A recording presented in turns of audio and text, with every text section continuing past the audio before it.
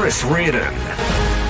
Evening, gang. It's a Thursday night, Thursday the 17th of June. I do like to have a little wave to you when we start. 17th of June 2021. Welcome along to our little chat show coming to you from Bracknell in Berkshire. Hope you're well on this wet Thursday night. Did you have any storms where you are? I didn't have any. No, we've had a bit of rain this morning, and I went on a little trip this afternoon, and on the way there it was like pouring down with rain. And then when I got there it was a bit cold, but it warmed up, so that was all right. Did you have any storms where you were today? Oh, has Noah gone past? Hello, Noah. Could you take two of those, please? No, not those ones, dear. Those ones over there. Those ones over there. Awful, isn't it? If you're in a chat box, you want to send us a message. I'm not in a chat box, okay? So if you're in a chat box, I'm not there, I'm afraid. To get a message to me, please use the text 07451 287 337, or you can send an email, chris@unitedkingdomtalk.co.uk. I just haven't got the emails set up. Just a moment. Let me put that up. So that's nice and working away. There we go, gang. Have you ever been chucked out of a pub? That's the first thing I'd like to ask you today. Have you ever been chucked out of a pub? And if so, what for? What were you I was going to say choked. Anyone been choked in a pub? I've noticed that on a lot of those TikTok videos. Anyone who's got TikTok videos, these people who make those, they keep doing this while they're singing songs, and I don't know why that is. Anyone know? Rachel, have you got any idea why they keep doing that? They're usually doing something seductive, and then they finish doing this for some reason. I don't know why. Perhaps you'd be chucked out in a pub for doing something like that. Have you ever been chucked out of a pub? That's my first question to you. And I'll tell you why. In the sun today, and you decide whether or not it's appropriate to wear something like this.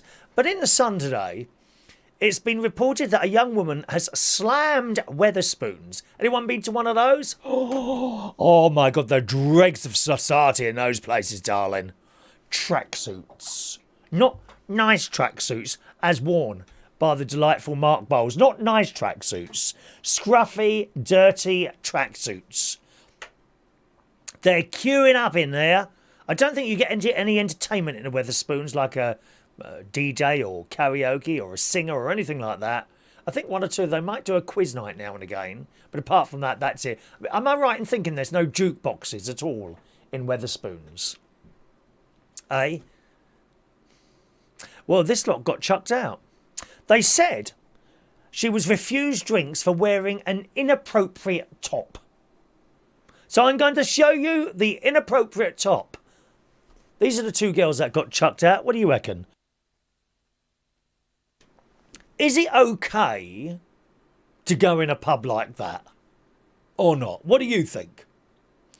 Apparently this woman, Molly Wood, she gave some of the boys the wood after turning up Molly Wood was left humiliated after a male manager at the Boozer told her that her cleavage showing was quite equal to a man being shirtless. Now, I totally agree with that.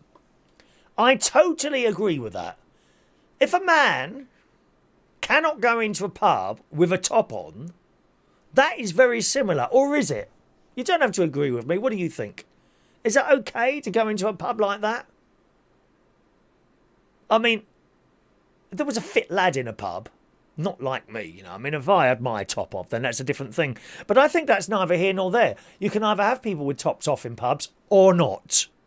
Now, obviously, she hasn't got her top off, but she might as well have. Do you not think? What do you reckon? You see, I'll be honest with you. To me,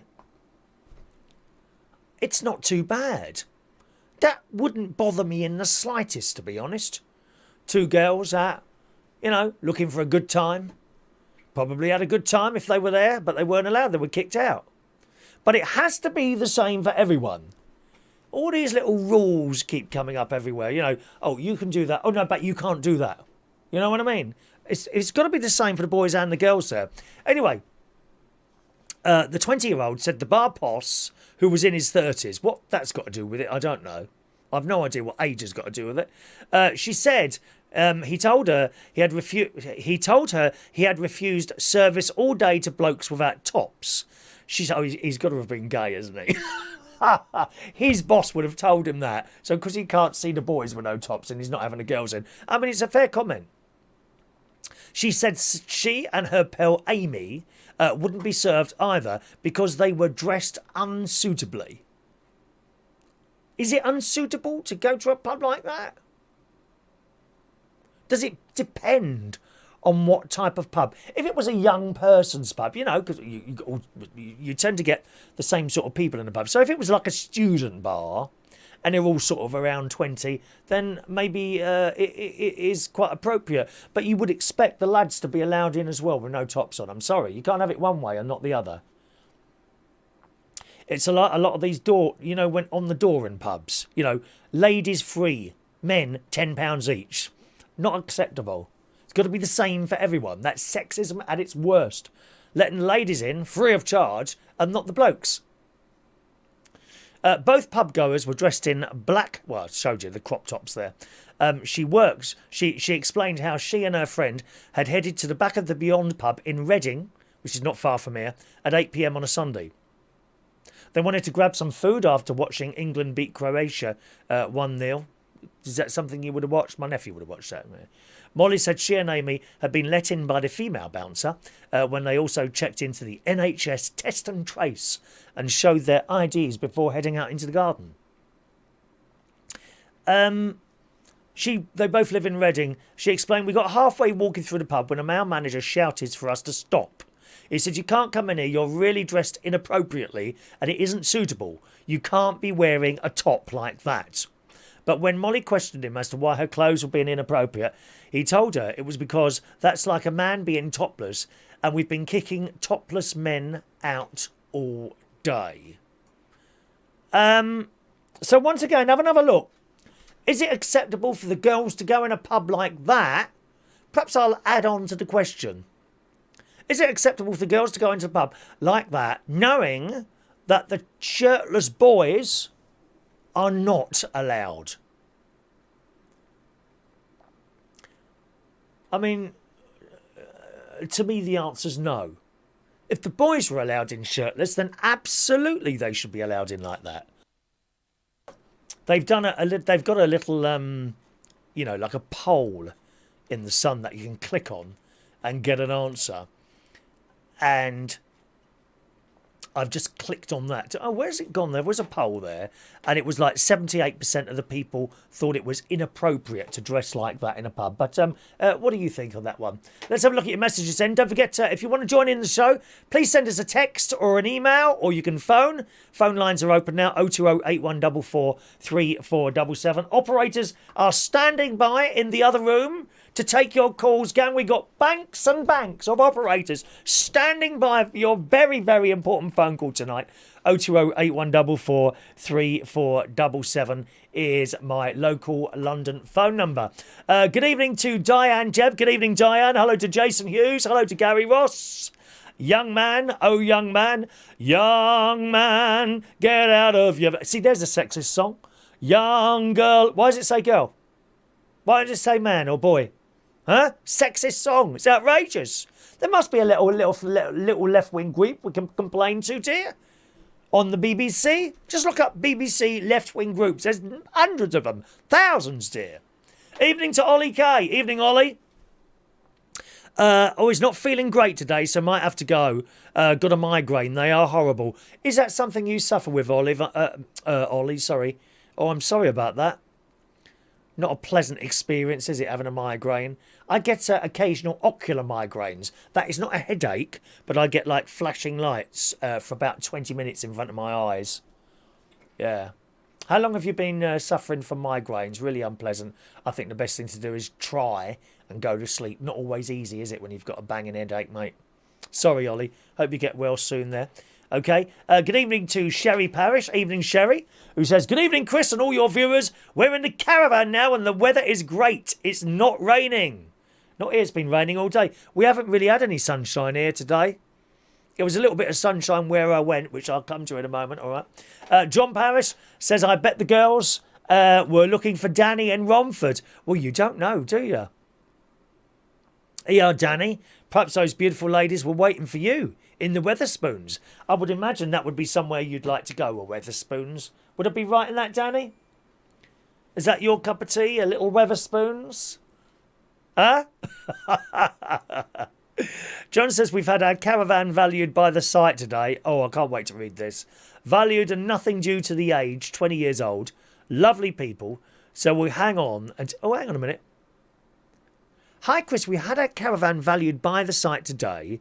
Valued and nothing due to age 20 years old. What? Lovely people. So we'll hang on until pitch fees, then leave. Meanwhile, couple from south of France want to rent for 5 months while looking for a house up here. Budget £250. How much should I charge, dear? I'm not quite understanding that. Had our caravan valued by the site today. Valued and nothing. Oh, are you telling me that it's worth nothing? They've told you it's worth nothing. I'm trying to decipher this cryptic message that you've sent me, dear. For God's sake, will people please check their spelling and what they're sending before they send it? I'm assuming that they valued it at nothing. Gosh. And what did you pay for that again, John? I can't remember what you paid for that. Couple from south of France want to rent for 5 months while looking for a house. Budget £250. How much should I charge? £250. What, a week? A week? Wow. Why don't you look around at what other people are charging for the caravans and that'll give you some idea? I would imagine about £250 a week. That sounds very fair to me. Cost them a lot more to stay at a haven than that, I would imagine. All right. Good evening to Rachel Wheatland. Evening, Rachel. Good evening to the lovely Mark Bowles. Good evening, Mark. I hope you're well today. I get all in a flap when I see you come up on the messages. It's funny, isn't it? I'm a little bit of a flap now that I've seen your little name pop up. I know that you've taken time out, to send me that text message while thinking about me. And it does put me in a little bit of a flap. I can't lie to you, Mark. It really does. Hello, dear. Hello. Good evening to Maureen in London. Evening to you, Maureen. Hope you're well on this Thursday night. Would you turn up somewhere like that, Maureen? With the crop top on, my dear, that I showed you earlier? Oh, well. No one's obviously been chucked out of a pub. Fair enough. I have had a lovely day today, actually. Apart from, I left here around about 10:15, straight after the radio show this morning. We had a lovely little show this morning. It was really good this morning. Left here and I drove to my aunt's house. Now, she lives in Tring, which is in Hertfordshire. It's a nice place. From here, about an hour and 10 minutes. Not rushing there, 50, 60 mile an hour on the motorway. I'm quite happy driving at those speeds. No traffic getting stuck anywhere at all on the way there, although quite a lot of it. I was talking to my neighbour. There does seem to be a lot more traffic out there now than there was even before the pandemic, and it's all the time. You usually get quiet points throughout the day. Certainly around 10 o'clock in the morning, so it's generally a little bit quieter, but it's not. It was busy, it was all moving, and we were all moving at reasonable speed. There were cars shooting past in the fast lane, 200 mile an hour. None of them... Do any of these people get flashed, or is it just me? When I go a mile an hour over the speed limit, I seem to get flashed. Perhaps you'd like to come and flash at me, Mark Bowles. I quite like the sound of that, my dear. Front or back, I don't mind, dear. Huh? So I got to Tring around about 10:30 to see Aunty Brenda. And we had a nice time. We left her house almost immediately. She's got to have her hedges cut. She's got massive hedges around her garden. Now, when I say massive hedges, I'm not talking 8 foot, more like 20 foot. These hedges are huge. And she was getting them cut once a year. I've told her I think you're going to have to get these cut again soon. So they only have to go twice a year. Thing is, that they have to bring ladders out and all sorts of stuff. And it's like when she has they're so tall to have her hedges cut. He does all around the whole house, 200 quid. It's quite a lot of money, isn't it? But they've got to be done. I mean, they're just all over the place. I say they're just so tall. In actual fact, I think if I was her, I'd be lowering them a bit. They're so high now. They're ever so high, these edges. Anyway, so I picked her up and took her into a Tring town. And there's a pub that we go to called the Akeman, Akeman. It's a lovely place. And it's very modern in there. Modern. It's more of a restaurant than a pub, if you see what I mean. But I think it is classed as a pub. And went in there. Didn't have to book at all. We went in with our masks on, all that. Lady, I said, have you got room for 2 more, please? She said, yes, come through, please. And fantastic staff. Fantastic staff. Very, very friendly. Not overbearing. You know, some people are a bit overbearing, aren't they? I mean, watch this show. I mean, it's a bit overbearing, isn't it? To sit here and watch this crap coming from me. But she took us straight through there. Sat us at, funnily enough, the same table as we sat at last time, which was like 2 years ago. It's like, well, it's got to be more than 2 years ago that I was. I'm sorry, I'm getting 1 minute. I'm hot, then I'm cold today. I think I'm having hot flushes today. That's Jude seeing Mark Bowles' picture a moment ago, and it's got to be at least 2 years since we've been in there. But you know, it's 2 years since I've seen her. Believe it or not, because of course we had the whole year where we couldn't do any meeting up. It's got to be 2 years since I've seen her. Untrue, isn't it? Absolutely untrue. And we sat in there, and it was just like it was like 5 minutes ago since we were sitting in there last. And I gave Brenda the menu, and she couldn't find fish and chips, so she just asked, and they said, "Yeah, we can do your fish and chips." And when you sit there, it's all like wooden. Everything's like wooden glass. You know what I mean? Wooden glass. And we sit here, and over there is a great big long area, and that's where they do all the cooking, and you can see it all being made there, right in front of your eyes. It's fantastic. They got a big metal wooden, what do they call them, wooden oven for pizzas. Wood burning oven, is that right? Wood burning oven for pizzas. And next to this oven, he's got these 2 great big things that are like hooked on the wall, and that's how he puts the pizzas in and out. And at the top is a wooden bit at the top, which is all burnt, obviously, where the metal goes up there and attaches on the sort of bangs on the wall as he puts it up there. That sort of area is all. I thought any minute now the old place is going to go up to if he keeps doing that. And you see it all there. And she comes over quite quickly. I had a Coca-Cola, and Brenda just has water. As I say, Brenda asked for fish and chips. And I had a bruschetta. Here we are. Look at my bruschetta. Oh, it was delicious. Where's my little button? Bruschetta. There we are. I had that. That was my starter. Brenda didn't have a starter. And it was all lovely and warm. Proper bruschetta, that was. Now, there's bruschettas and there's bruschettas. There's probably a correct way of doing this. And please don't come back to me now. Ow! That don't look like a bruschetta. You should do it like this, because there's every man and his bloody wife is a bleeding expert whenever you start asking questions. That was the bruschetta I had early. Don't come back and say, it's not really a proper bruschetta. The best bruschetta we ever had was when I was in Rome with my mates some years ago. And we found this little path, cobbly path. And all the locals went there for their meals. And we went to these 2 restaurants, one on either side. And that's where we ate every single night. And every afternoon as well, really. Well, some afternoons. Pizzas, pastas, that sort of thing. And he did these bruschettas. Lots of not like that. So that one's not been. They haven't chopped up the tomatoes there. But the one we had in Rome was all chopped up tiny little bits. But I mean, what I had today was absolutely delicious. Should be for a bleeding £5. A £5 for chopped up tomatoes on a piece of toast. What? Anyway, that's what it was. So I had that. And I also had panine arrabbiata. You know I like that one. It wasn't spaghetti, it was pasta. Oh my God, it was absolutely delicious. Really, really nice.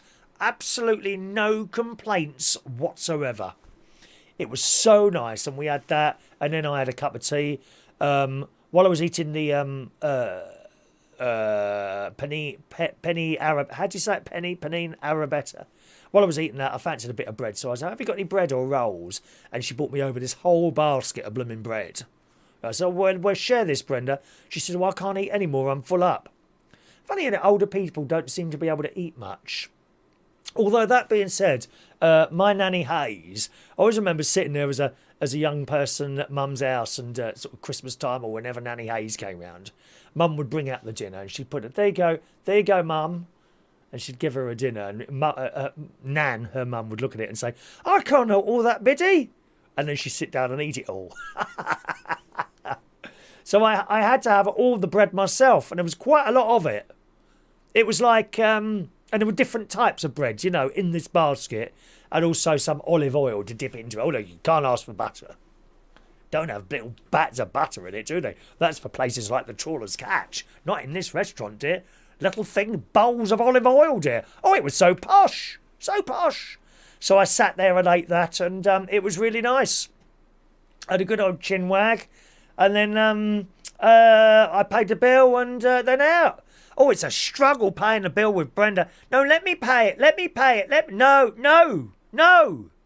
Because she always pays. She always insists on paying. I thought, no, I'm going to pay for it this time. So I did. And then the girl came over, and I paid with my phone. I had £10 cash on me. I said, there you go, my darling. Christ, I mean, the quickness that she snatched that bleeding tenner out my hand. God! And then we're just sitting there, and I'm finishing my tea, and then Brenda tries to give me the tenner. Well, let me give you the tip. She's throwing this bloody tenner at me. No! Take it back. No! And she starts sticking it in places, thinking that I won't notice, like on top of the phone and in my pocket. And I'm like, no! You're not having that. I'm not having that. Yeah, so the waitress, ever such nice. They were only young, and all the chefs cooking away beyond there, and the manager, all very nice people. And I suppose really they're glad to be back to work. You know, I mean, quite apart from the financial side of things, just sitting at home is so soul destroying, isn't it? This is where I've been for the whole year at night times. Now, at least I've got one night of work now, where I can go to work and feel that I've actually achieved something. I want to feel at the end of the day that I've done something. And let me tell you, Friday night is my best night of sleep that I have now. Absolutely. After I've been to work, it's the only night of the work night of the week that I work. I must try and get another night or two or something. I've got to try and do something. I said to Brenda, I actually seriously considered, you know, if no more karaoke came, perhaps I'd find a job. You know, anything really, anything for a few hours, perhaps a few hours a day. They have older people working in places like I mean, it's too late to start a new career or something, but working in B&Q, something like that. Of course, I can drive, but I don't know if I'd want to be driving as a job. I don't know really. I mean, you're sitting there for hours on end, just sitting down, aren't you? I'm a walk around type person. I like walking around, as you know, hanging around bushes and things like that. Anyway, so a really nice day. And after that, we went out for a bit of a walk, just through Tring Town Centre, and you can always tell places that are kind of going down a little bit. I mean, don't get me wrong, there wasn't any dodgy people walking around, like you see in Skegness. Don't go any down dark alleys in Skegness on your own. There's always like dodgy looking people walking around there. Not in Tring, they're all sort of reasonably decent looking people walking around there. But shop wise, it just seems to be charity shops and little tea and coffee places and restaurants springing up everywhere. They've got, and there's a hardware shop. There's two hardware shops, one of which also seems to do like things for pets and stuff like that. There's those two. There's all I saw was restaurants, quite a few hairdressers, two hardware shops. They've got a small Marks and Spencer's there, and what was the other one I said? Eating places and coffee shops. I mean, I don't know if it can survive like that. Price-wise is of the house about the same as they are here, really. I mean, they got the big houses, you know, with large gardens for like millions of pounds and things like that, £1.5 million. But I quite took a fancy to a little house there, and it was like 250 grand. It's actually less than what this is probably worth at the moment, you know. This is only ex-council, you know. That's just how it is now, isn't it? But nice. And we walked far as the park. We were going to go in the park, but then, of course, I just had a meal when I got the little minor IBS playing. I was like, oh, I need to go back to the toilet now, Brenda. So I popped back in the pub with my receipt. I said, I've already been in. Can I use the toilet? Yeah, it's just upstairs. Go and help yourself. So it was a lovely day. And then I went back to Aunty Brenda's house and had a cup of tea with her, read the paper. She gets the Telegraph. And I retuned her telly from her. She wanted to watch GB News. She said, have you heard of this news channel? So I said, oh, yeah.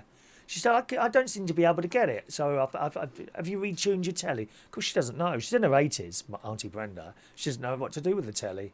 So I retuned that. It doesn't take long, about 5 minutes altogether by the time it's tuned everything in, doesn't it, on the old Freeview.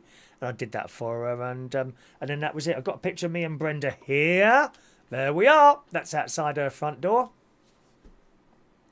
And it was lovely. Really, really nice time we had. She's recently coloured her hair. Can you see? Which I made a point of saying I like your hair.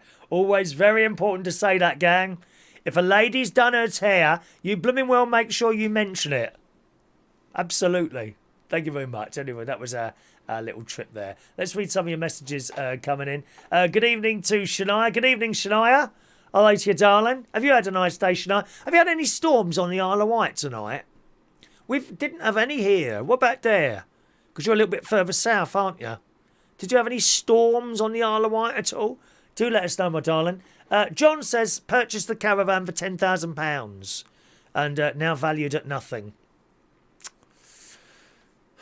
Well, the budget for the house is £225,000. £25,000, so have a few bobs. Sorry, I'm a bit down today. Oh, don't be down, darling. Don't be down. We'll try and lift you up. I'll raise you up to see from higher mountains.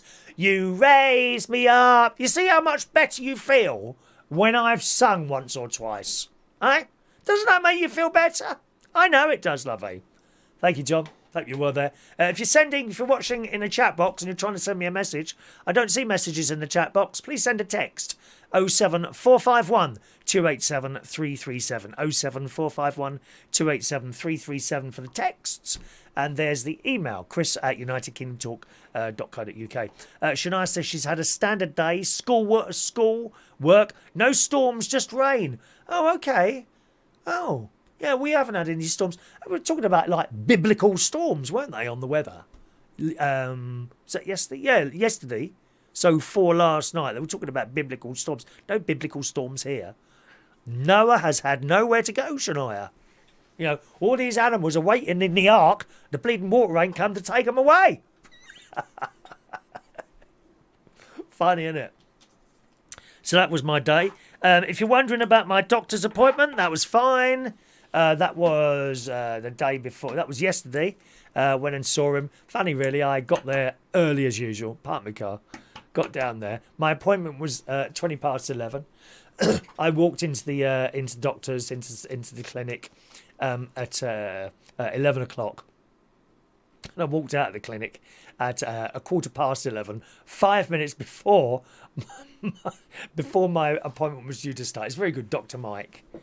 I was standing there waiting to be seen because you have to come in. You come in like the clinic doors within the hospital, and then there's a table there which thou shalt not pass. You know, there's a big sign there. Please do not pass this point until you have been checked by a nurse.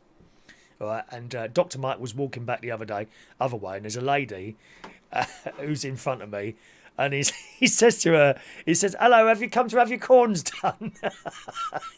You all right, Chris? Do you want your corns done this morning? All right, stand there, everyone. And he picks up this, like it's like a phaser. It's like a phaser. It's one of those thermometers that you point at someone's head, and it's gone like that. Okay, you're fine. Go in. All right, you're fine. Go in. All right, Chris, come in. I said, you haven't done my blood pressure and all that yet. Oh, don't worry about that. Come on, in you come. That's what he's like. I've got the best specialist doctor ever, I tell you. He's so funny. And I was, so I sat down there and just tap, tap, tap, tap on the computer, looking at the bloods I gave him last week. Yeah, he said, that's all right. He says, you're in exactly the same position you were last year. Who the bleeding hell's that? Who's at my front door? 1 minute. Oh, police. Oh, it's the police. I'll be back in a minute.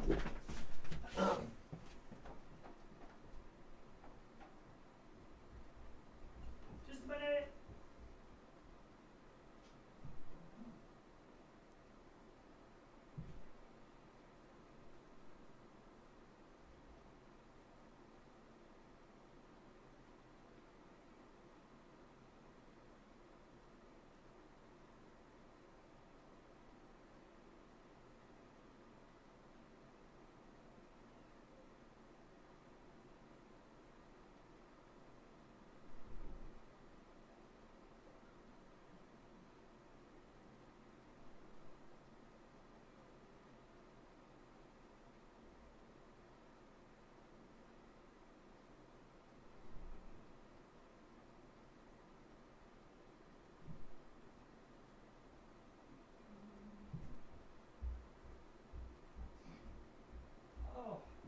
Coming back, just a minute now.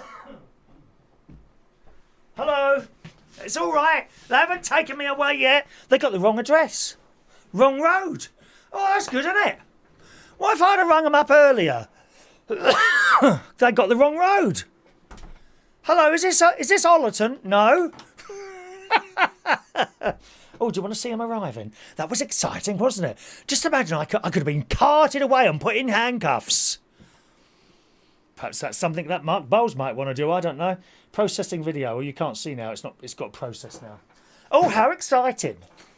I thought, why are they knocking at my door? I haven't cancelled my TV licence yet. Anyway, usually I don't ever get a knock from the police or anything like that. Now, where was I? Oh yes. So went in to see the doctor, and he told me you're in exactly the same position as you are last year.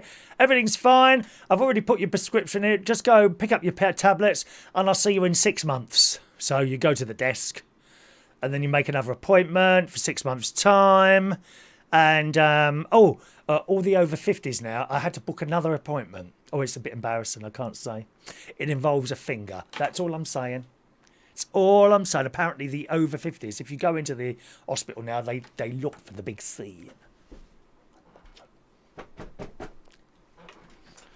Oof. Oh dear, I must make sure I don't eat anything the day before. And oh, so there we are. And what does he mean by I'm in the same position as I was this time last year? Not dead yet. Is that good? Not dead yet. So I literally made an appointment which for like 2 weeks before Christmas. Wow.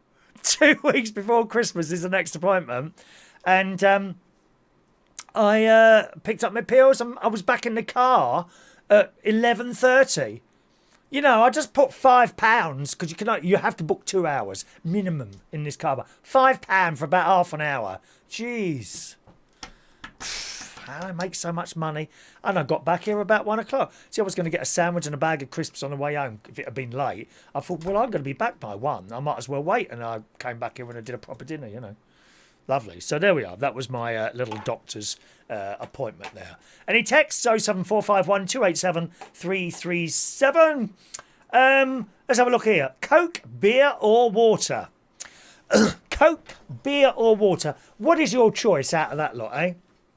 I think in Shania's case, it will be wine, my darling, won't it? Non-alcoholic wine, as served at the Holy Catholic Church, where Shania is head of the Catholic Church on the Isle of Wight. I'm sure of Bishop Philip, he'll be passing over soon, and his job will become available, and I've got a feeling, just a little feeling in my body, that it might go to the delightful Shania. Then again, it might not. You never know, do you? But I ask you this. Coke, beer or water, because 2 footballers now have rejected Coca-Cola and beer, which was on their table, because they have these press conferences, don't they, the footballers? And they sit there on this long table, and they usually have a drink next to them. Well, the delightful-looking Cristiano Ronaldo, with similar looks and body to Mark Bowles. Here's a picture of Mark Bowles, just in case you missed it earlier, gang. Cristiano Ronaldo, in the Metro this morning, removed Coca-Cola bottles from his press conference table at the Euros, telling the audience to drink water. And immediately, a whopping $4 billion was wiped off the company's market value. I cannot just imagine that figure in my head. Let alone $1 billion. $4 billion just because he moved a Coke bottle off the table. Of course, he's perfectly right. Out of all the drinks, including tea and coffee, I'm teetotal, I drink gallons of the bleeding stuff. I'm teetotal. But out of all the drinks, wine, tea, it's water you should be drinking. It's the most important one. He sat down behind a table, picked up 2 bottles of Coke and placed them out of sight, picking up the remaining bottle of water and saying agua. Aqua, I suppose it means aqua. The message was clear that Ronaldo was telling his millions of fans to ditch the fizzy drinks and stick to water, and the markets reacted in spectacular fashion. He's 36 now. He looks good for 36, doesn't he? Do you think he'll look as good as me when he gets to my age? Cristiano, I don't think he will. You see, that's the trouble. They may be really fit at that point, but if they don't keep it up, they fall apart, dear. They end up looking like people like, I don't know, John Parrish. That's what happens. After the 36-year-old's actions, Coca-Cola share prices fell from $56.10 billion to $55.22 billion, which may not seem a huge dip. Well, that's not $4 billion off, is it? Or maybe it is. I don't know the numbers, to be honest. 56.10 to 55.22. I don't know the numbers. Which may not seem a huge dip, but apparently it represents a fall of $4 billion. Wow. But he wasn't the only one to do it, was he? There's another one who's done it. That Chelsea bloke. Now, I should have that here somewhere. Maybe I haven't got it now. The Chelsea bloke, wasn't it? Drogba? How'd you say it? Drogba? The Chelsea player. He moved, I think, some beer. Is it Pogba? Why haven't I got that story here? I had that earlier for you. One moment, please. Let me just refer to the little thing here. There it is. Paul Pogba. In the Sun. France ace Paul Pogba. Now, Paul Pogba, did he play for Chelsea? I think that was my nephew's idol football player. Jimmy's idol. That's the one we met in Harrods. If it's the same one, I'm not sure. France ace Paul Pogba mirrored Cristiano Ronaldo's Coca-Cola snub by removing a Heineken beer bottle during his press conference.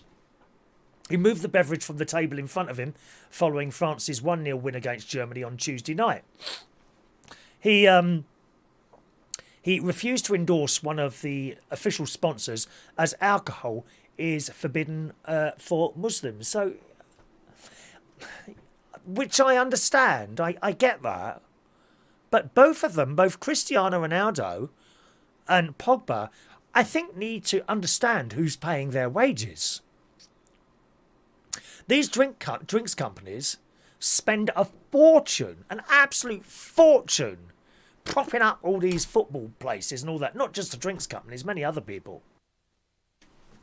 And quite honestly, people seem to, rather than kind of fit in and do what they're supposed to be doing, don't do that anymore. Have you noticed this? They want to do just as they want to do. Oh, I mean, I don't know how many times you can do that before you're kicked out. You know? It says the 28-year-old star has been the latest star to take a stance against the Euro sponsors after Ronaldo removed 2 bottles of Coca-Cola placed in front of him.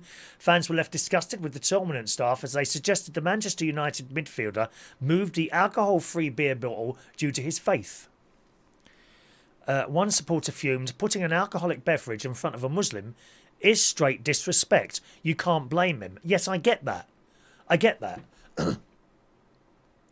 Perhaps it's different if it's a religious thing, but therefore, why was it there in the first place anyway? You know, you have to ask that. On the other hand, if you upset all these sponsors enough and they pull out, well, where are you going to be then? You know, people don't seem to toe the line anymore. It's like that Naga Manchetti, isn't it? On the BBC Breakfast. She has her own points of view all the time. She's not really toes the line. She's been slapped over the wrist a couple of times, hasn't she? And other people. I don't know why that is different on a YouTube channel. Something like Alex Bellsfield. Well, it's his channel. It's his channel. He can damn well do as he please. He's been naming people, hasn't he? He's named Jeremy Vine. Jeremy Vine. I haven't seen the whole video yet. I've got to watch that after I finish the show tonight. Good evening to Andy. Good evening, Andy. Evening, Chris. I've been drinking alcohol-free pear cider. I've got a brand new combine harvester. I am a cider drinker. La la la la la la la. I wonder if I got that on the karaoke. I am a cider drinker. They were from Somerset, which is where Mark Bowles is from. I've got his address and everything. I'm going to turn up one day, dressed in drag. I'll wait till all his mates around his house. That'll embarrass him, won't it, eh? Andy says, I've been drinking alcohol-free pear cider, which is very refreshing. Thank you, Andy. Nice to see you here today. Luke Trott. Good evening, Luke. Hi, Chris. We need your mate Ronnie back. He don't come. He has no interest in this show whatsoever. And that's the truth. Ronnie has absolutely no interest in anything I do, video or radio-wise, I'm afraid. It's a real job to get him in. You know. Sorry, that's just how it is. Gary, Drogba was the Chelsea player. It was him, was it? Okay. Okay, well, that was my nephew's top man then. I mean, I do get it. You know, if you're of a certain religion. Funnily enough, I was talking to Brenda about this today. You know, because Brenda has also been to Rome, where I've been. And when you go into the Vatican, you know, there is a certain way to dress. And you tone yourself down, you know, very quiet speaking. Oh, hello, how are you today? I mean, perhaps not quite whispering, but nevertheless, you know, you respect what's in there. And when I went, I was on my own, was I? Yeah, I was on my own. And while I was there, I was watching. They got men in dark glasses. They got men dressed in black with dark glasses on in there, right? And if they see something not right, they're over. And I was standing, I'd come in, and they nod at you as you go in, you know. Yeah. And I was watching, as I was looking at it's beautiful in there. Absolutely beautiful in there. As I was walking around looking at stuff, I looked back at the entrance where people were coming in. There was a couple of people came in, and they went and said something. Oh, yeah. Two girls came. Excuse me. Shh. Do you mind, please? This is the church. Please be respectful. Oh, sorry. And the girls carried on. And then there was a lad came in. I think he was on his own. He's got his headphones on like this. And he's kind of nodding his head like this. Excuse me. And the man dressed in black, he's literally taken his headphones off and put them around his neck. Excuse me, please. No headphones. Be respectful. This is the church. Huh? It's a church. Okay. And in they go. And you should be respectful when you go to other places like that. I've never been to a mosque. If I was to go to a mosque, I happen to know that you have to take your shoes off. And I would be the first one to take them off. Absolutely. You know, I've been to a synagogue. Been to a couple of synagogues. I went to a friend's bar mitzvah a few years ago now. Friend's son's bar mitzvah. Fantastic. What a night. Wow. Christ, no expense spared at those, is there? Blimey. You know, and it was really good. Synagogues are quite plain, really. They have a glass cabinet with the Torah, which is like their Bible type thing, and that was all right, yeah. And all the books that are like backwards, that you know, if you've got where's a book here? No, like so to open the book, you start here and you go backwards. Funny, isn't it? This is my Oxford. This was my mum's. Look, this is my mum's. Be well out of date now, wouldn't it? This thing, Christ, look. Oxford English Dictionary. Don't need these anymore, do you? Just type it into Google and it corrects you. What's the date on this one? 1987. Copyright 1987. I bet Lockdown isn't in here, eh? I bet Snowflake isn't in there. Oh, dear me. You're very quiet this evening, I must say. You're very, very quiet, aren't you? 07451287337. If you're in the chat box and you're sending me a message, I can't see it there. Please either text 07451287337 or you can send an email, chris@unitedkingdomtalk.co.uk. All right. Do you think there's an age where you should stop putting your body on show? Is there an age to do that? What do you reckon, eh? I asked this question because the lovely Ulrika, what sort of name is that? Why can't she just be called Jane or Sharon or Tracy? You know, Mary. I don't know. Ulrika Johnson has stripped down totally naked to enjoy the British sunshine wearing nothing except a pair of wellies. Except a pair of wellies. Now, I'm going to show you this picture in a moment. Stand by, everyone. Do you think there's an age where you should stop getting it all out? I mean, I certainly consider myself of that age now. The only time I'll really take my top off now is in private in my own garden. Unfortunately, my neighbours can see it as well. I thought that's why the police had come round a moment ago. They'd obviously, they'd obviously seen me. They'd obviously seen me naked in the garden at some point. It turns out it was actually. I need to just text my neighbour. 1 minute. I need to text my neighbour in case he's worrying about me now, because he's all right. Just a minute, Dave. There we are.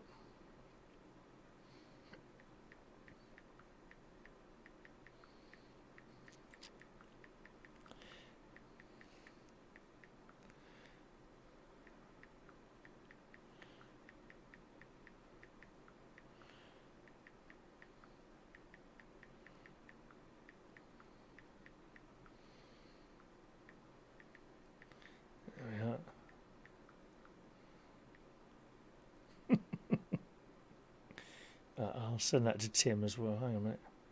How do I do another person then? Do I have to do a semicolon or something? Can I send that to two people? How does that work? Oh, I don't know. Where's a bleeding semicolon on that then? Ah, semicolon. Nope.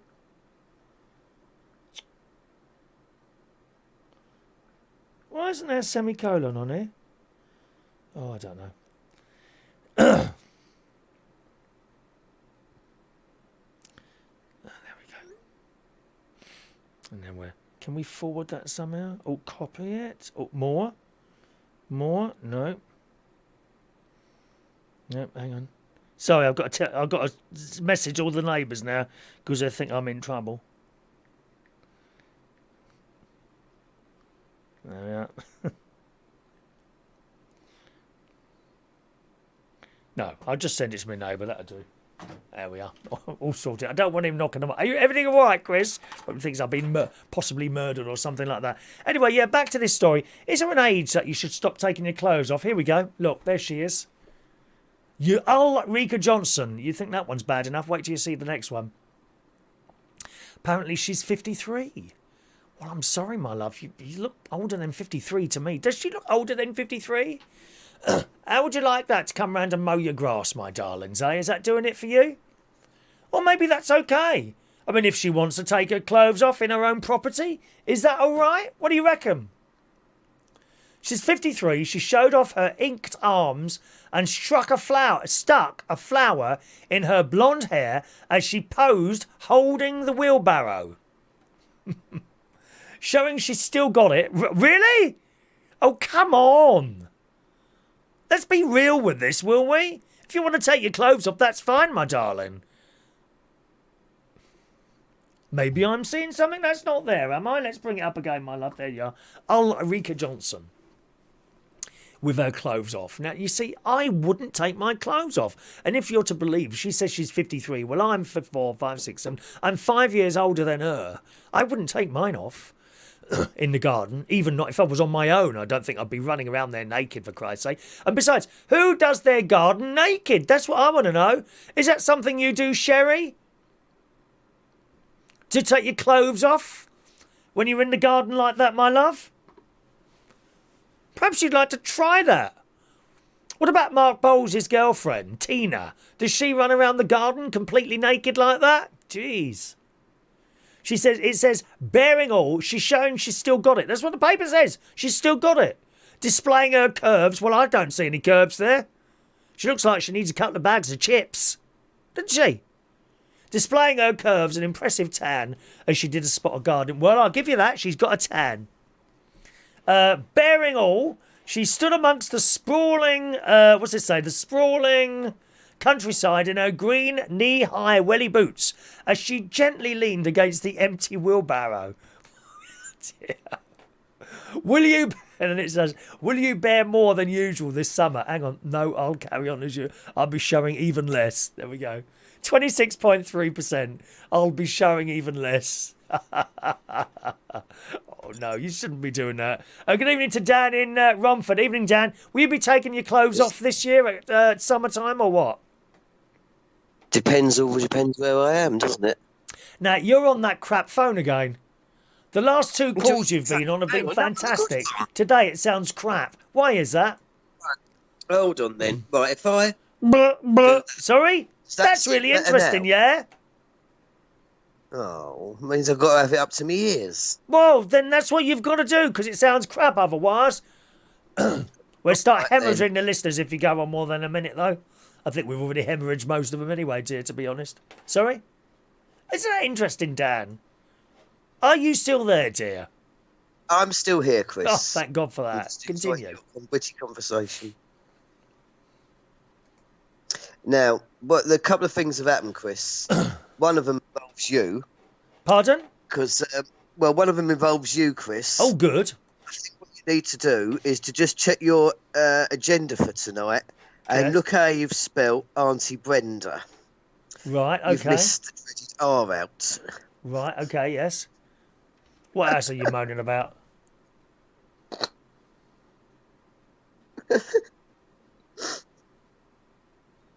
Is there any content to this phone call at all or not tonight? Well, no, you just pointing out you missed an R out there and it looks a bit... Yes. Next? Yeah. Next is something about that not a lot of people are going to know about. All right. It's coming up next Sunday. Apparently, it's National Bingo Day. All right, yes. And I'm not saying... You can look it up on Google if you like. It is true. Right. I didn't know about this until I got the advertisement from... Or the coupons. Yes. From that. What, are you playing a bingo game on Sunday somewhere?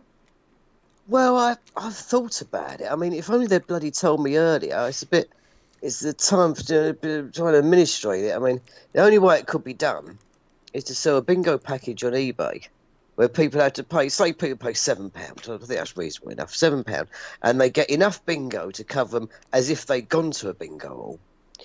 And yet we'll do it online, and then all people have to do is give me the email address they'd use for PayPal, and then if they win, then whatever the prize is, whether it's 5, 10, 15, something like that, will then be transferred to their PayPal. That could be done. That's the only way I can think of doing it. But I wish is that something you're doing Sunday? Are you doing a bingo game? Is that what you're saying?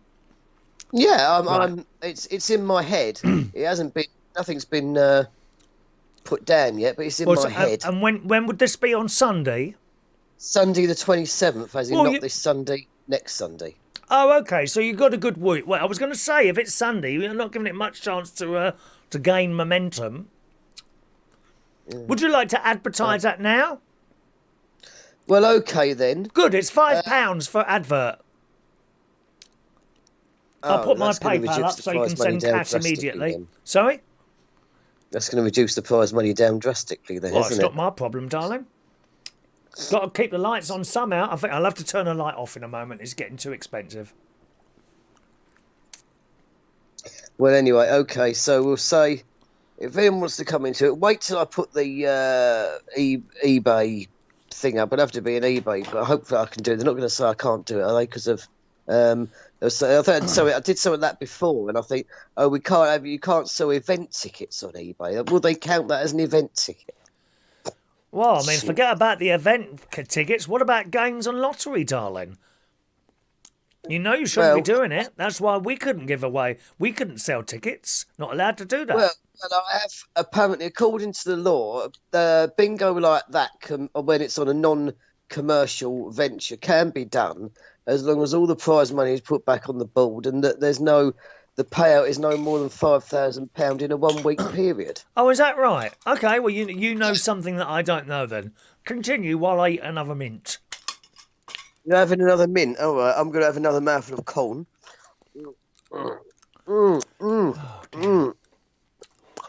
Yeah, because what happened was, you started the show tonight, you see. Yes. And I sat there thinking, oh, God, I ain't got the snacks. I always need the snacks for a Chris Reardon show. What snacks do you have So there? Have you got loads of things to eat there, have you? Oh, yeah, we have all here. And normally it's always crisps, but Yeah. tonight I walked in the shop, walked down the right-hand aisle first, and then, of course, I remembered what was there. Yes. Of course, the corn. The famous popcorn, of course. Yes, yes. So I thought, I'll get that. We'll have that for a change, shall we? So I've just cooked a whole pot full in. There's still half the pot is in the kitchen. Right. The other half is in my great glass bowl here, which I got from Rooms of Upminster. Yeah, yeah.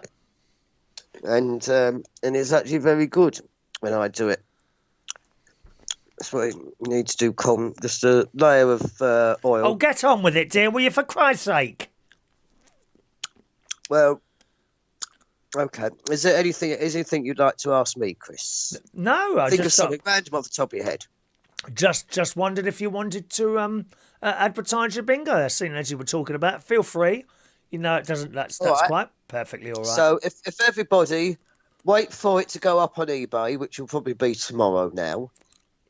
I shall see how much response how do I they get. find At this? least, sorry? How do they find this? Well, they'll just have to put in something like go on eBay and put in National Bingo Day, because it seems like it's only me that would be doing it. So, Right. And if they put that on now, they're not going to find anything, are they? They won't find it now. We haven't been able to do anything about it yet. Oh, but dear. if they wait till about, say, 1 o'clock tomorrow, Yes. then I should have done it by something by then, I think. Okay then. Yes. So there you go. And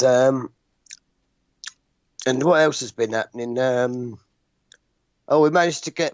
I think tomorrow. I think I'll be listening to your reach outside tomorrow. Oh, are we doing like an outside broadcast, so to speak? It's finally come to light that apparently Rumford Market somehow has managed to actually get Wi-Fi all round the whole perimeter of it somehow. Well, haven't you got it on the 4G then? I don't know, Chris. Look, I'll tell you something, Chris. Can I point out? I know I've never said this to anyone before, but I may be quite good on actual computers. I'm probably more useless on phones. Oh, that's so I don't interesting. understand all this about being able to get, somebody get Wi-Fi only if they're in a Wi-Fi hotspot. Other people have got Wi-Fi permanently on their phones all everywhere, there and everywhere. And it's all confusing to me. Well, it goes over 4G. What contracts have you got? You got to pay as you go. Any contracts at the moment. Oh, right. Actually, always been I've actually so far I've just been like pay as you go, and I've just been using the Skype thing or the WhatsApp when I'm in an internet range. Right. That's all I've relied on so far. Oh, okay. I know I'm lousy with it, and I admit. You must stop sipping that. It sounds bloody awful on the phone. Sipping All it. we No, can hear is this. It's awful. Awful. You can't hear me sucking away on my mints, can you?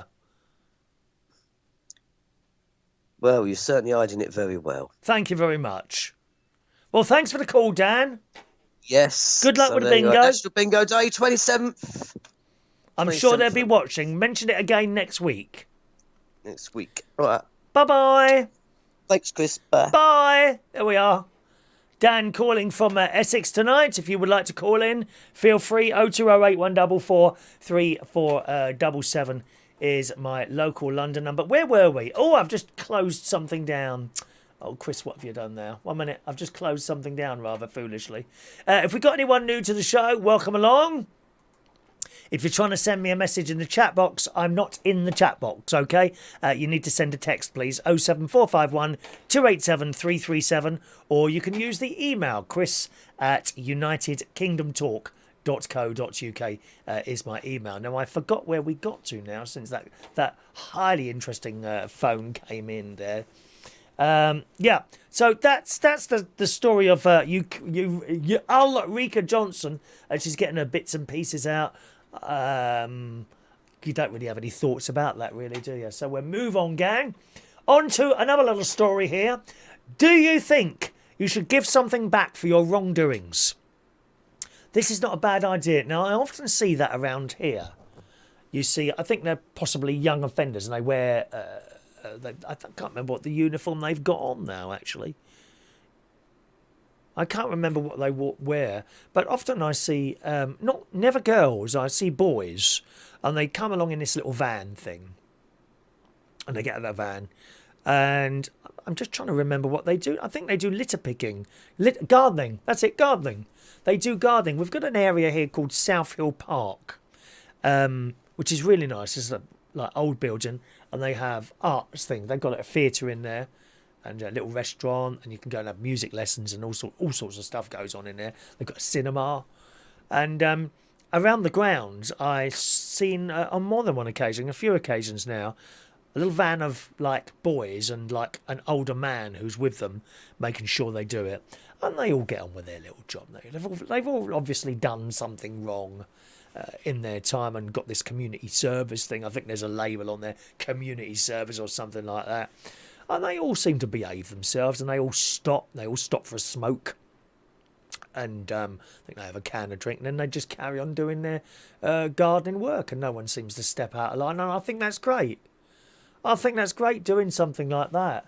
And in the Sun was reporting this week, Boris Johnson is to launch a post-pandemic clean-up of Britain, with criminals scrubbing graffiti and chewing gum. Why not? Why not? It's better than just sitting in a little room, watching the telly all the time on your bed, innit? Got to give people something to do. Give them a purpose in life. Everyone needs, a purpose in life. That's why I do this. This and a little radio thing, the radio show in the morning, makes me get up. The alarm goes off at 7:15 in the morning, and then that's it. And at night time, I get bored at nights, so here I am. Gives you a purpose, something to do. And you know how my mind works. 8 o'clock, I have to be here at 8 o'clock. Not 10 past. Not half past. Not when I feel like walking in. I have to be here at 8 o'clock. That's in me. Similar in the morning. I have to be there at 9 o'clock. So I get up at 7:15. I have a reason to get up. And Boris Johnson, it says in the Sun here, Boris Johnson will launch a post-pandemic tidy up of Britain with criminals scrubbing graffiti and chewing gum. Chewing gum producers are paying to clean the streets. And, maybe they should anyway. It's not their fault. It's not the manufacturers of the chewing gum's fault that dirty people just spit it out on the floor. But some areas are covered in this bleeding stuff. It's awful. And nothing worse, is it? You sit down on a piece of chewing gum on a train seat, and of course you don't know anything about it. until later on you go home and you sit down, and when you get up, what's that? And you put your hand on your arse, and there it is. There it is on your beautiful settee, a piece of chewed chewing gum. How awful is that, eh? Oh, chewed chewing gum. A new industry-funded chewing gum task force will be unveiled this summer to direct cash to town halls to fix up blighted high streets. And that's fantastic news. The Sun can reveal ministers are finalising plans to use criminals on probation to pick up litter as well, instead of undertaking unpaid work, as well as scrub graffiti from railways and buses. You see, the problem with the litter, is it's a job that won't end. When I go round and I do a very large area, funnily enough, my friend 2 doors down, Television Tim, he's been on the telly. He's a traffic cop. Yes, he's a traffic cop on the M25. He's been on there quite a few times. He's a lovely man. Lovely, lovely man. And he said to me the other day, he said, I didn't know you went right to the top of this road. I said, oh, yeah. I said, you'd be surprised at the large area that I cover. You see, because once it's been cleared properly, it's reasonably easy to keep on top of it. Once a week, I walk this huge route, roads-wise. And then during the week, I'll just decide to go, perhaps do that a little bit that way, a little bit that way. My favourite place to collect litter is in the forest. Not because there's more or less of it. It's just nice being over there. I said that to you the other night, didn't I? It's so quiet and peaceful, and all the trees and the grass and all that. You get your mind together. It's lovely.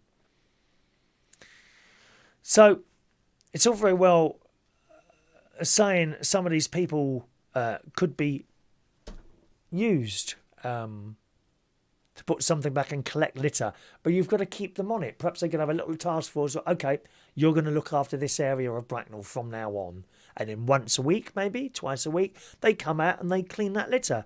The next week there'll be some back again, but that's just how it is, unfortunately, because a lot of people out there just will continue to just chuck rubbish on the floor, because that's what they are, scum.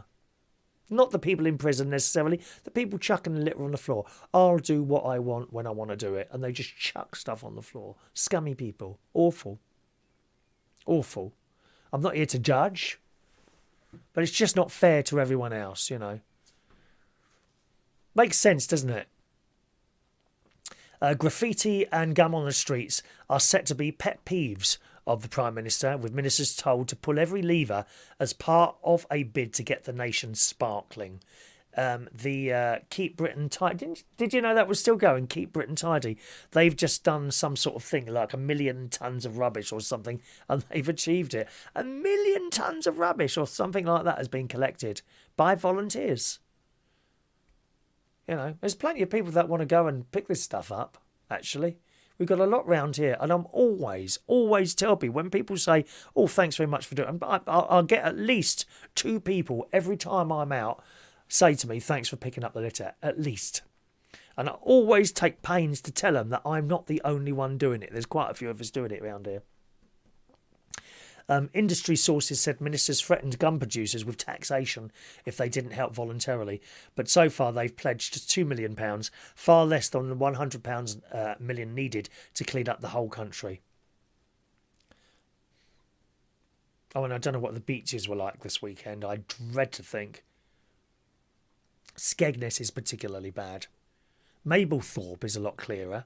I think it was Fran the other day. Fran was saying that she found Mablethorpe Beach quite clean because they keep coming and picking stuff up. You see, they shouldn't have to, should they? They shouldn't have to pick it up.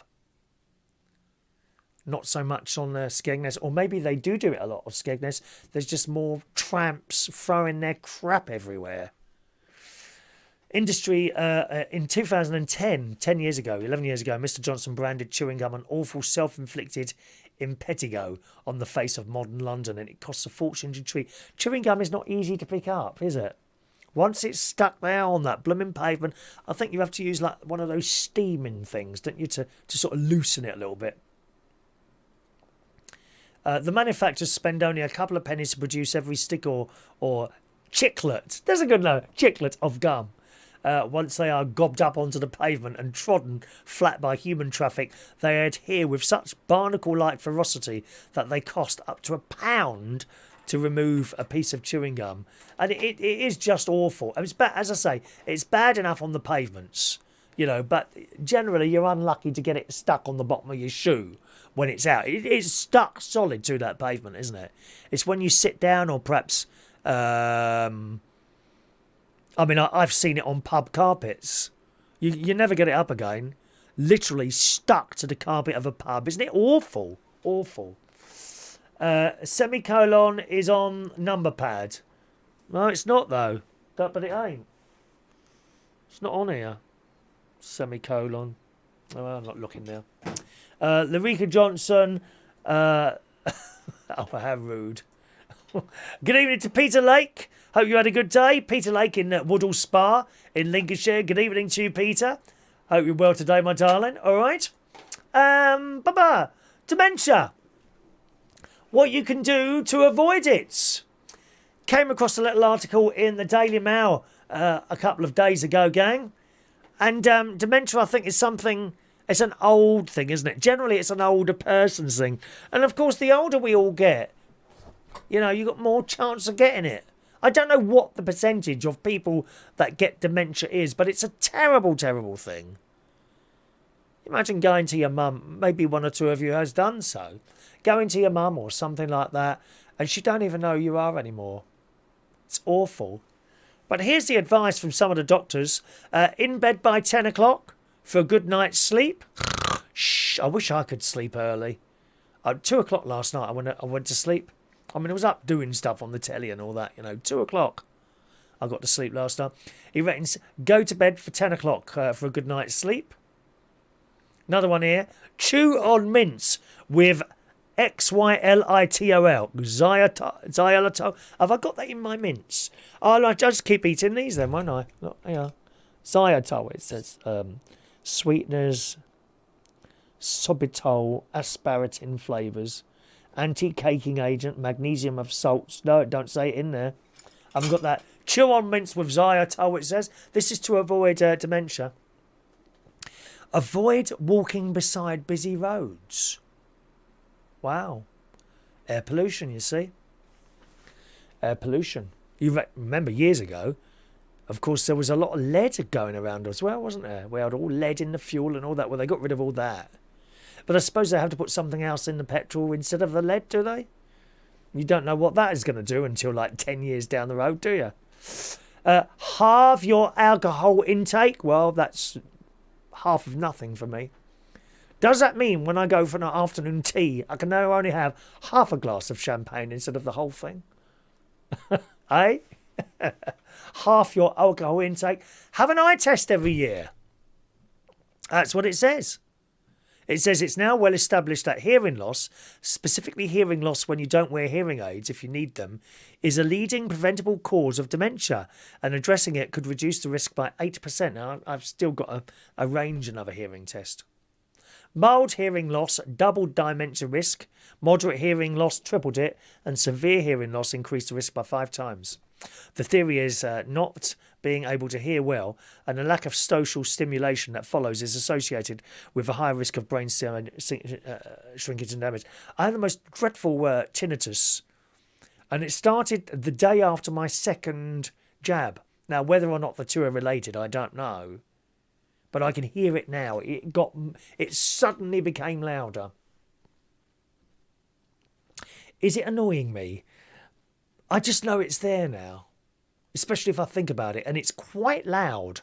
It is quite loud now. It's never been this loud.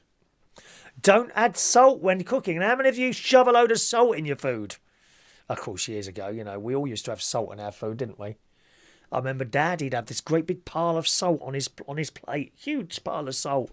Don't see it anymore. I don't add salt to anything, or sugar, funnily enough. I put a bit of sugar in my rhubarb crumble the other day, which was delicious, I have to say. With my Ambrosia dairy cream custard. Yes. Anyway, don't add salt when cooking. And deliberately use the wrong hands. I wonder what that refers to, Mark Bowles. It says, another step, McSweedy says, try out, he's a doctor, Try to put pressure on her brain by using the non-dominant hand for some time. Well, I don't know if I could do that. So let me try and write. Let me try and write someone's the first name that comes up on my text. Let's have a look. Peter Lake says, I don't like bird poop on benches. Oh, it's horrible, isn't it? Let's try and write Gary Ross. I'll write it with my right hand. Here we go. And now I'm going to try and write it with my left hand. I bet I can't. Wow. Practically impossible. Oh, it's actually, hang on.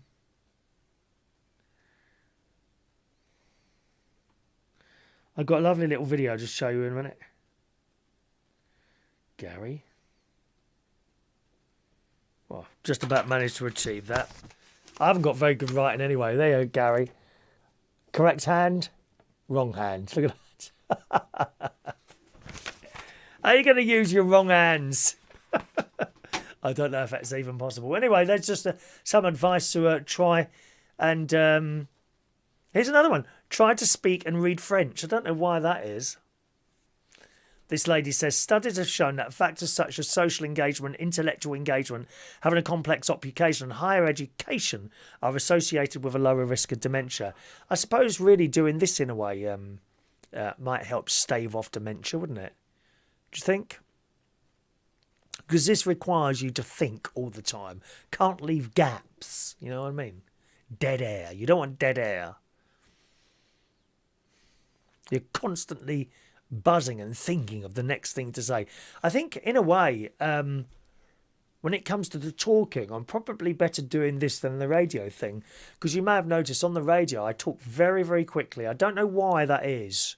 I do talk a lot faster when I'm doing the radio show. And I trip up on words quite a lot. But it does keep your head buzzing all the time doing something like that. Rachel said, I'm allowed lots of salt due to my large bowel missing. Need to keep my salts up. Do you cover your food in it, Rachel? I wonder. Thank you, Rachel.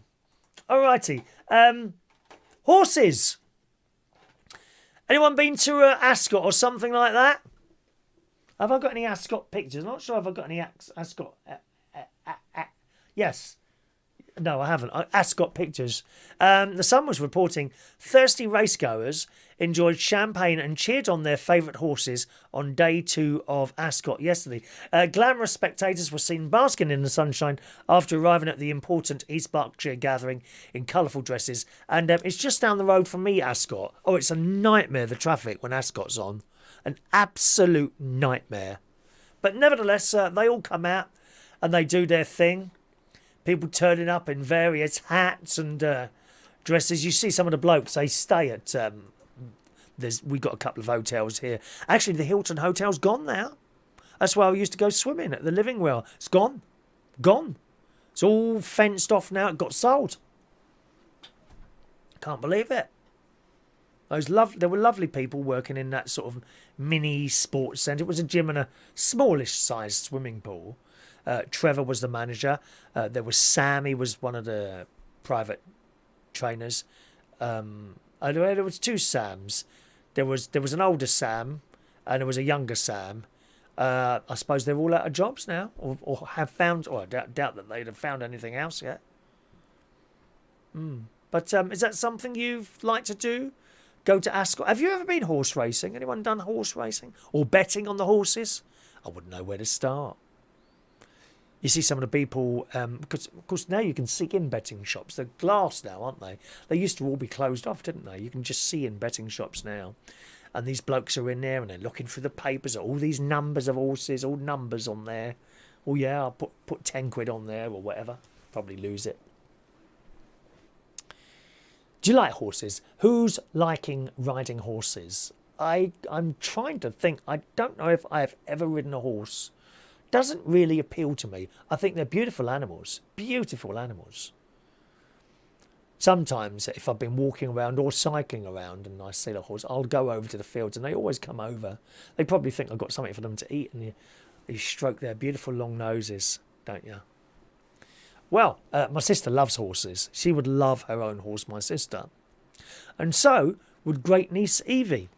Now, great niece Evie has been having horse riding lessons. And I am now pleased to bring you this little video of great niece Evie on one of our horse riding lessons. Watch this.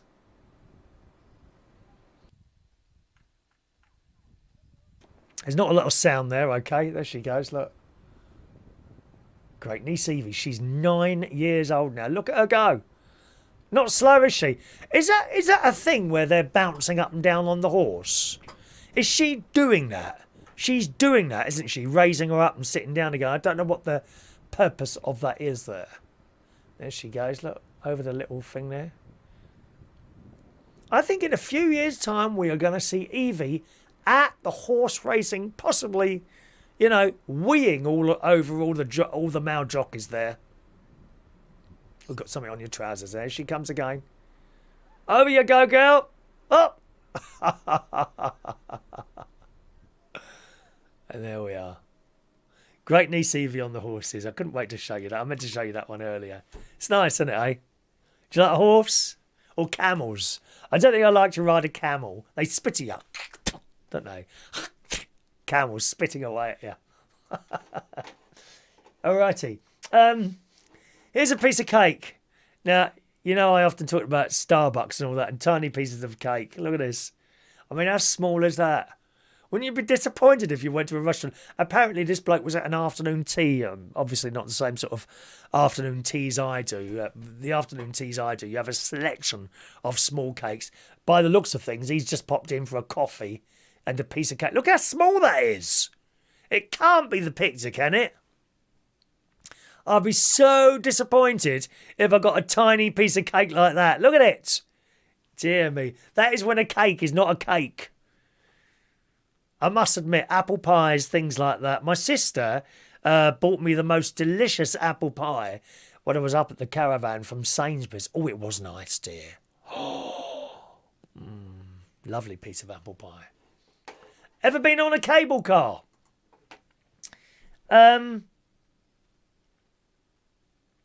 Often you hear of these things that happen on roller coasters and that. You know, oh, it's always safe. No, it's not. You hear of these accidents. Anyway, there's been a cable car crash. You ever been on one of those? These things hang there, don't they? Rachel says, I could see Evie doing show jumping, not horse racing. Yeah, oh yeah, of course they're very different, aren't they? Show jumping. What was it the thing Princess Anne did? That was show jumping, wasn't it? Show jumping, Princess Anne? All girls love horses. She certainly loves that one. She's good at it, isn't she? Yes, an Italian cable car fell down. I've been on those. You're in this tiny little box, the door closes. I do not feel safe hanging from that one piece of wire up there. It's not like there's a safety wire, is there? It's just hanging from that one piece of wire. I mean, I'm sure they're checked and all that, but this one... Horrific new footage has emerged of the Italian cable car tragedy, showing the moment the car shoots down the mountain. The footage shows just how close the 15 passengers inside the car were to safety before the cabin shot down a mountain to its demise. It was then thrown 500 metres down a mountain, killing 14 people when a cable snapped and the brakes failed. Oh, what's this? Oh. Uninteresting piece of political news there. Something about the DUP. These catastrophic events, which took place on May the 23rd, lasted around... it only takes 30 seconds. Look. And began as a car neared the summit and resulted in it shooting towards a pylon. It then flew in the air before it smashed into the ground. They've always frightened me, things like that. I'm never scared on a train. I like trains. I was watching a YouTube video, funnily enough, this morning about trains. And they were talking about the high-speed trains and Japan in particular. They've had them for years, those Japanese, those high-speed trains. China as well has a vast high-speed train network. Europe has one. We'll have one soon. And then it shows America. They don't have high-speed trains. Amtrak. Wonder why that is. And the video went on to say why they didn't have them. I didn't get that far, to be honest. Came up and did my little radio show this morning. But no, I don't feel safe on those cable cars. The last time I was on the cable car, I have been when I used to do the job at the skiing resorts. A couple of times. I did about 4 or 5 of those Club Med skiing resorts in France and Switzerland. Great job. What a job that was. Going in there, standing on the stage or doing a bit of hosting and doing a little bit of DJing. What a fantastic job. And being paid, not a vast amount of money, small amount of money, but nevertheless, got your own room, all your food provided, skiing if you want to go skiing. Fantastic job that was. I'm very lucky to have that. Very lucky. Years ago. But then those things, and they get in these little boxes and they're going up on this. Is that very safe? It's only on one wire. Obviously, not always. Things can go wrong, can't they? Last cable car I went, I think it was in Israel, going up one of the King's mountains or something like that. I can't remember who it was now. But you get on this cable car. Well, you're not on it long, but nevertheless, you're still in a cable car. I must say, I felt quite safe on that one for some reason. It wasn't, and they pass, don't they? The other one comes down and you're going up. Nah. Rachel said, didn't Princess Anne do polo? I don't know. I think didn't she do the Olympics, Princess Anne? Let me have a look. Princess Anne Olympics. I'm sure she did the Olympics at some point.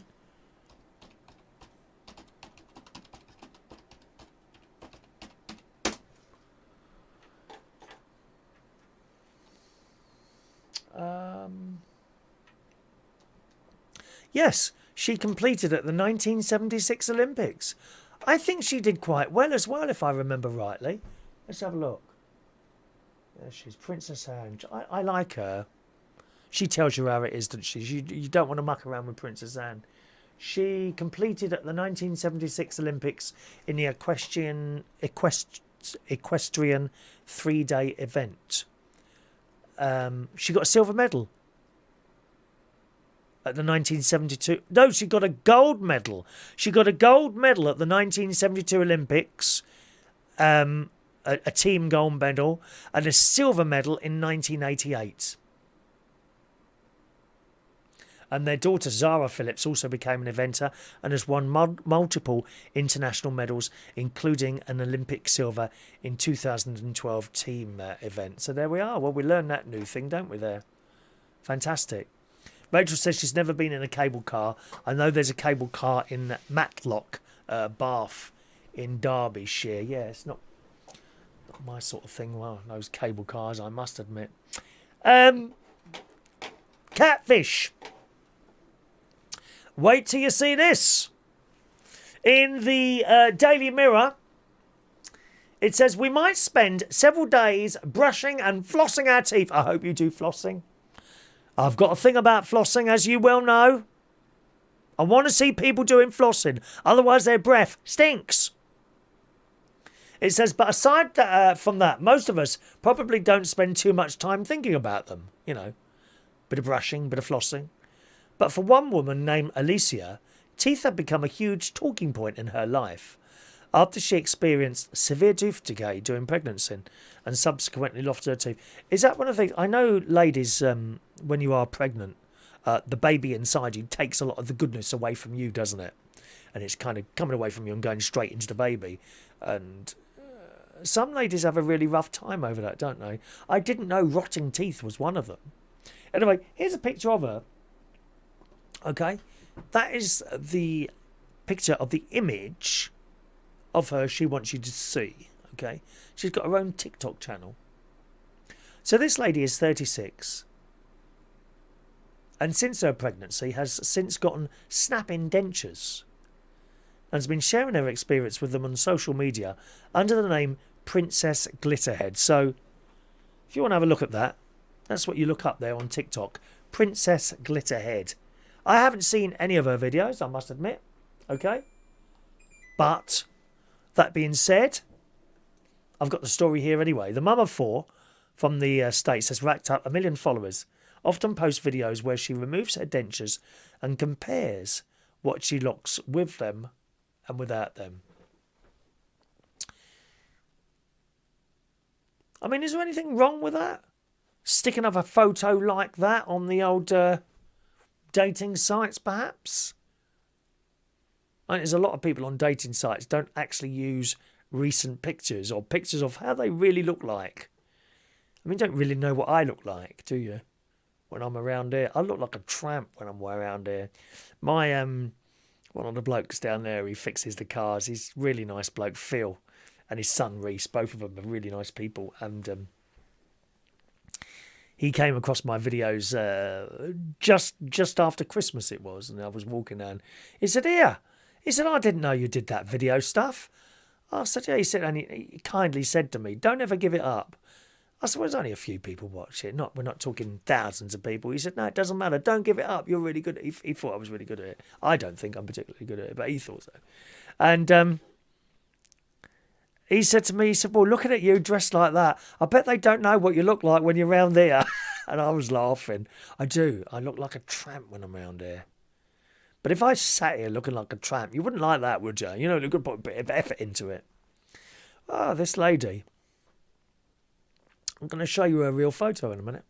Well, I mean, that is her real photo. Don't get me wrong. That's her real photo there, right? Okay. But it's almost a creation. Many people have praised Alicia by being so open and honest with her journey, telling her how beautiful she is, but sadly some weren't so kind in the comments of her videos. A few were stunned by her transformation, calling her a catfish and saying it should be illegal. Well, I mean, should it? Should it be illegal? Come on, boys and girls. What do you actually look like when you're at home, when you're on your own, and when you're going out to some sort of social event? It might be a meal with someone, or some sort of party, or a nightclub or something like that. I bet you didn't look like that before you done yourself up, before you come out the door. Eh?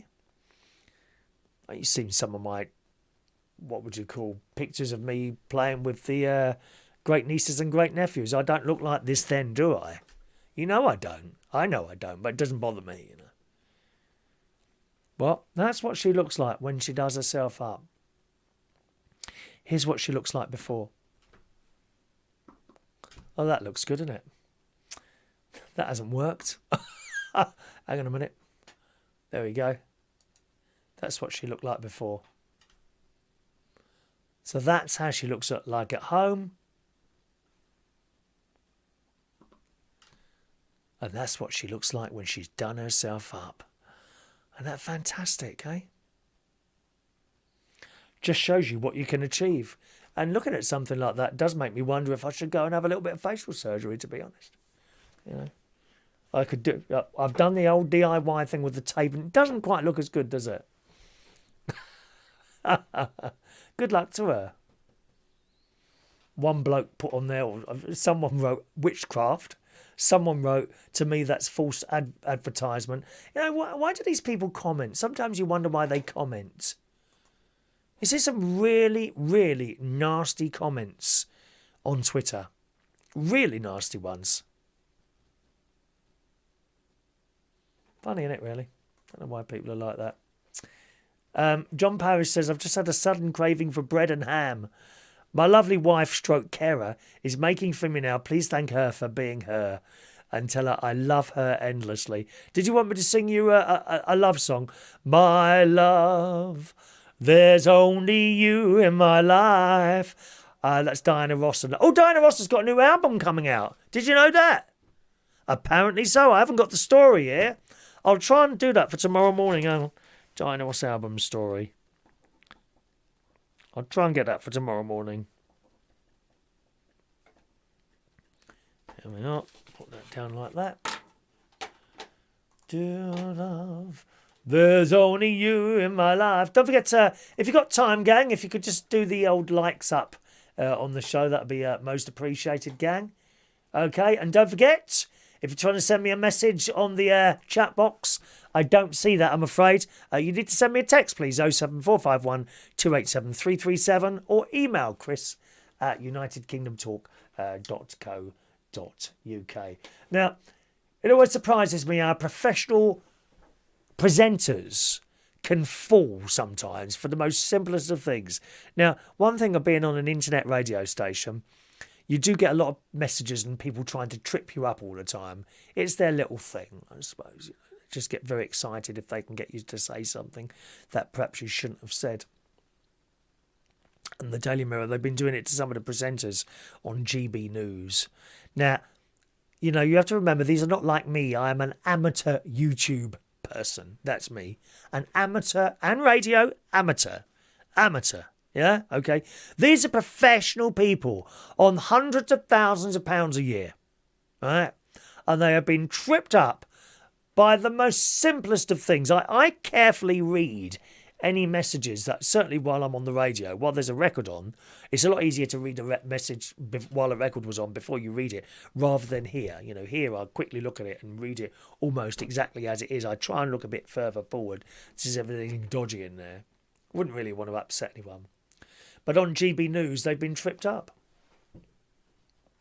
GB News has found itself on the receiving end of some pranks in its first week as viewers with fake names, including...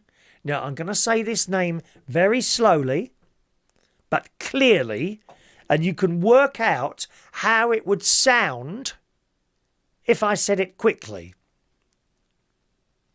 Viewers with fake names such as Mike Hunt, okay?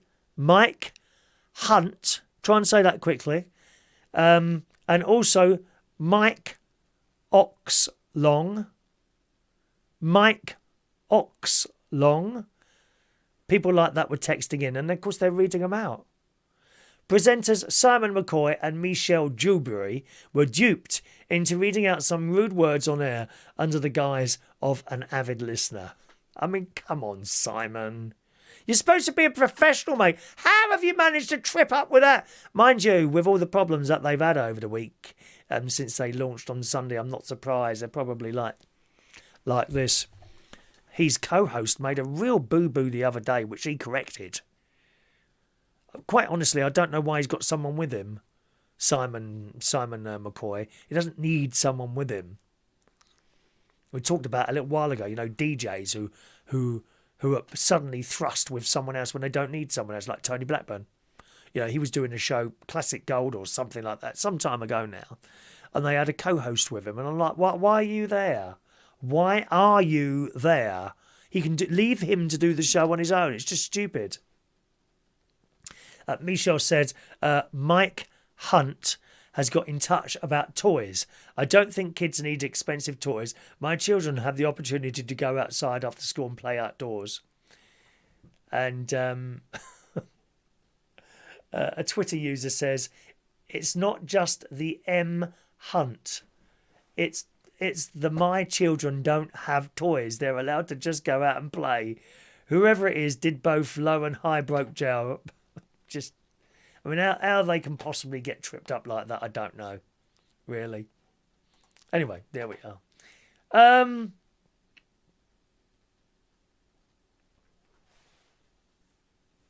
Flowers. I want to show you my flowers in the garden. Now, if you're on my Facebook, you might have seen these already. Check out my flowers, people. Look at these, eh? Very pleased. This is the garden as taken by the photo camera yesterday. Peonies, nice pink peonies there. We've got a couple. There's actually 3 poppies. The 3rd poppy opened today. They're my poppies, and you get a close-up of those in a moment. There's the tallest... Oh, no, what's that? Foxglove. I love foxglove. Now, that's been in there for 2 years. The first year, you just get a little rosette at the bottom there. Beautiful white... what's that one? I can't remember what that one's called. I can't lie to you, that is the only flower on that plant at the moment. Here comes my hanging baskets, which I've done. There's 5 of them up at the moment. There's my monkey tree. My mate bought me that a few years ago. That's doing well. That's all new growth at the top there. See my monkey tree. The only thing is the leaves are absolutely razor sharp on those. There's one of my pinks in the garden. There's quite a few of those around at the moment in the garden. So nice. There's a hosta there covering over some of the petunias that are put in underneath when the leaves weren't so big. I quite like that. And you can see at the front there were some lupins growing. Okay, there's my garden. Remember, I am west facing, so that area of all the plants on the left-hand side, it doesn't get an awful lot of sunshine, which is probably why I don't get too many flowers there. All right. Any more there? What are they? Rhododendrons. They're starting to fade a little bit now. They're more like spring flowers. You can get them different times of the year. Now, I'm not quite sure what that's called. But I had one of those plants, and I've split that up a few times now. I've got one down at the caravan. There's some more hanging baskets there. Can you see the state of that hanging basket liner? That's because the magpies keep jumping down onto the blooming hanging basket and picking away at it. That's a blue rose. Only comes up. It only ever gives me one flower, that rose. Again, it's not really in the sunlight that well. That's the only... I get one flower off that every year. They're the lilies. Okay, not opened yet. But when they open, I can't wait to show you my annual display of lilies there. And I like my tiles on there, different coloured tiles and all that. All right? So there are my hanging baskets on there. Glad you like them, my darlings. Thank you very much. Have you got garden? If you want to send in any garden pictures, feel free to do so, on the email there, chris@unitedkingdomtalk.co.uk. And, where are we now? Pussycats! Thank you, Rachel. Rachel says the garden's looking nice. Thank you very much, Rachel. Pussycats! Very bad. Thank you, Gary. Nice garden at the ranch, says Gary. The ranch. Andy likes the beautiful poppies. Be careful when you buy poppy seed bread. A guy failed a drugs test when he had poppy seed bread. Did he really? Vera, hello, Vera. She's back from work. Nice garden. Hello, Vera. She works at Sainsbury's. Hope you're well. You coming down for a sing-song tomorrow, Vera? Perhaps you come along for another little sing-song. Is Paul coming tomorrow? Paul? It was nice to see Paul. Pussycats. You don't want your pussy to get sick, do you, ladies? Well, Sainsbury's and Pets at Home have urgently recalled cat food over a potential deadly link to a disease. You wouldn't think you could get that, would you? Pet food sold in retailers including Sainsbury's and Pets at Home is being urgently recalled over the potential link to a deadly cat disease. And the Food Standards Agency, as well as the retailers, have warned cat owners not to feed their pets the food. Wow. Very dodgy. They've warned cat owners not to give their pets dry food made on behalf of the brands by manufacturer Fold Hill Foods. So presumably that's somewhere on the, made for Sainsbury's by Fold, F-O-L-D, Hill Foods. General Manager says, as cat owners ourselves, we fully understand how upsetting and stressful the situation is for families. And although diet has not been confirmed as the cause, we would prefer to act now to ensure the safety of cats. So fingers crossed with that, those poor things, dear. Last thing you want to do, isn't it? Give your cat poisonous. Vera's not coming to the karaoke tomorrow, Vera. Well, there's no point in me going. I won't bother then. I won't bother going tomorrow. All right, Vera, love. Any more messages now? Nice and quickly. We're going to wrap up soon, gang. 07451287337 for your messages there. Where's that last little thing? Here we are.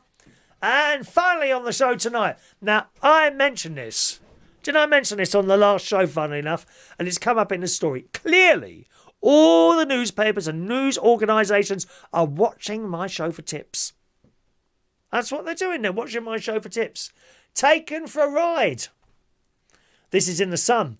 Using apps like Deliveroo, Uber Eats and Just Eat, which I said to you the other day. Now, there's a place that me and my mate go to for...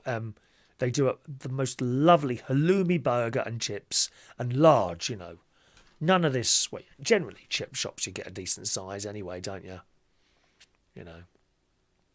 not like the I must say, when Aunty Brenda today, did I show you Aunty Brenda's picture? I did. Have another look. There we are. There's Aunty Brenda. When she had her fish and chips and it arrived, a massive bit of fish, but they put them bleeding chips in them little pots. You know, anything to stop you having too much potato in it. God's sake. But I said to you, if we order from that place, it's always much more expensive. 2 lots of like dinners from this Churchill's fish and chip shop come to almost 25 quid once. I thought, what? And then we went down there and it was something like 18 or less. I can't remember now how much it was. But the Sun reports using apps like Deliveroo, Uber Eats and Just Eat can mean meals are 44% dearer than going direct. Well, of course they are. These companies have to make a bit of money. Don't use them. Someone's employed to go... Well, what do you think was going to happen? Someone is employed to go and collect your food because you're too blooming bone idle to go down the shop yourself, unless, of course, you're disabled or something. You're too bone idle. Some people don't get out of bed anymore. They just sit there, ring it up. Various items are delivered. Could you just bring them upstairs? I'll buzz you in. God's sake, man. Well, it's costing you up to 44% more. Which researchers looked at the cost of ordering meals for between the 2 to 4 people from 5 restaurants and cafes, both directly and on the 3 main delivery sizes. So, for example, here's a Lebanese restaurant here. Collection or delivery, £26.42. Right? From the actual... If you book the Lebanese restaurant for them to deliver it or collect, £26.42. Right? Deliveroo, same place, £38.04. Uber Eats, £34.39. Just Eat, £33.40. Burger restaurant, collection or delivery. So they would have created some sort of order here, which must have been a bleating big order. £48.20. That's collection or delivery from the actual restaurant. Deliveroo, £57.69. Uber Eats, £55.69. Just Eat, £53.70 for burgers and chips. Remember that story I told you on the last show, I think? Some bloke, he lent his son or someone like that, his card to order fish and chips, and he got like four lots of fish and chips, and it come to 54 quid. It's too much, isn't it? Oh, that's Dave next door. Oh, okay. He says, we were at Pilates, so missed the excitement. Trust no doors were damaged during the visit. I had the police turn up earlier. They're completely the wrong address. The wrong road. Not just the wrong door number.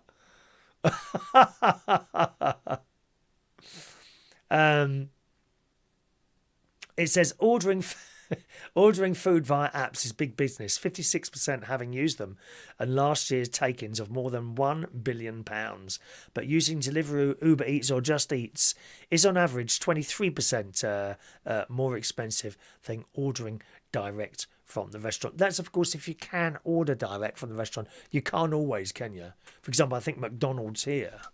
I don't know, actually.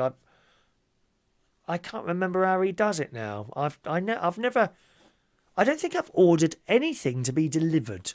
I don't think so.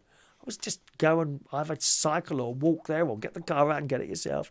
Christ, I mean, no one wants to... I mean, it's bad enough just walk into the car and get in that. They don't even want to leave the house anymore, do they, people?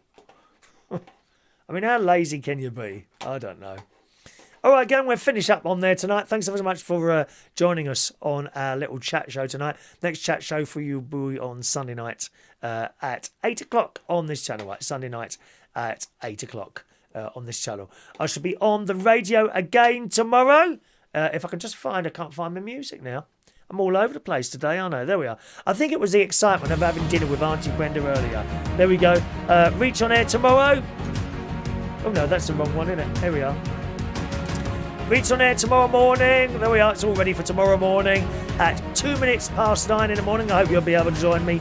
ReachOnAir.com tomorrow morning. All right?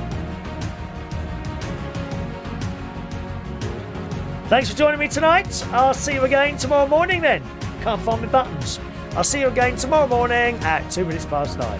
Thanks for watching and listening. Thank you for sticking up the like thing underneath the show as well. Enjoy the rest of your Thursday evening. Good night now.